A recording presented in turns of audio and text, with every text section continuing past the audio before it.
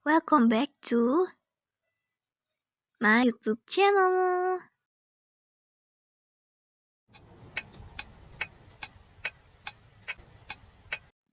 Halo semuanya, kembali lagi bersama saya Endrika Agnata Syawandari di YouTube channel saya. Nah, pada kali ini kita akan membahas mengenai materi supervisi. Apa itu supervisi? Nah, mari kita ulas. Pengertian supervisi. Supervisi merupakan upaya untuk membantu dan meningkatkan kemampuan pihak yang disupervisi tentunya. Agar apa?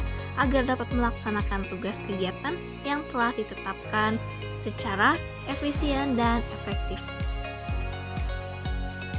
Prinsip pokok supervisi. Prinsip yang pertama yaitu tujuan utama supervisi. Nah, tujuannya itu untuk lebih meningkatkan kinerja bawahan, bukan mencari kesalahan.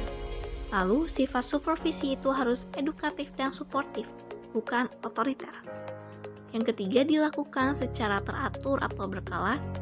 Yang keempat, dilaksanakan sedemikian rupa sehingga terjalinnya kerjasama untuk dalam proses penyelesaian masalah dan mengutamakan kepentingan bawahan. Yang kelima, strategi dan tata cara supervisi dilakukan sesuai kebutuhan masing-masing bawahan secara individu.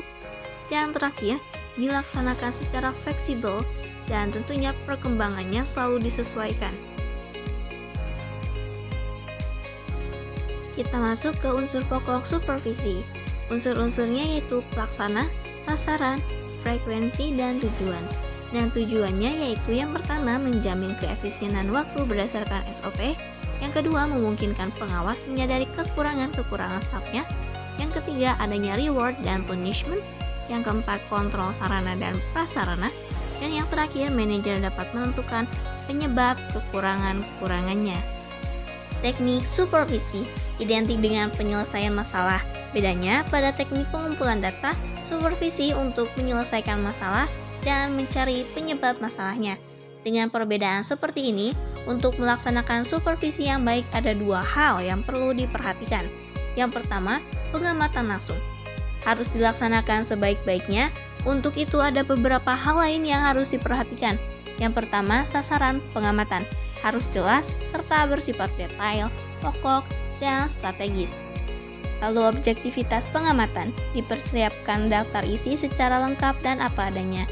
Yang terakhir, pendekatan pengamatan untuk mengurangi kesan negatif, maka dilakukan secara edukatif dan suportif.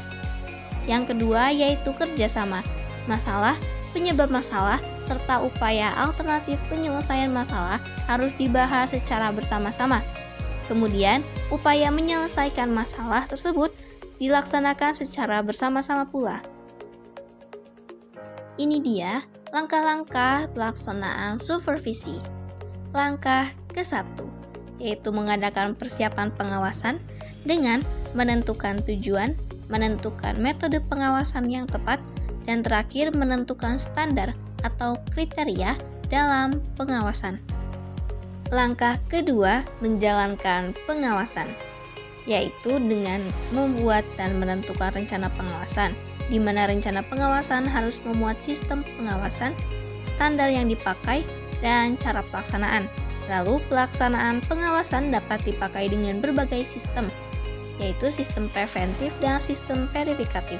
Terakhir, penilaian dan pelaksanaan pengawasan. Langkah ketiga, memperbaiki penyimpangan, yaitu dengan mengumpulkan informasi, dilanjut dengan mengidentifikasi masalah, menganalisa masalah tersebut, mencari dan menetapkan alternatif untuk pemecahan masalahnya, lalu terakhir, melaksanakan upaya dalam pemecahan masalah tersebut.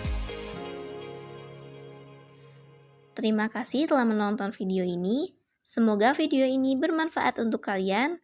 Tapi don't forget to like, comment, and subscribe. Sampai jumpa di video selanjutnya.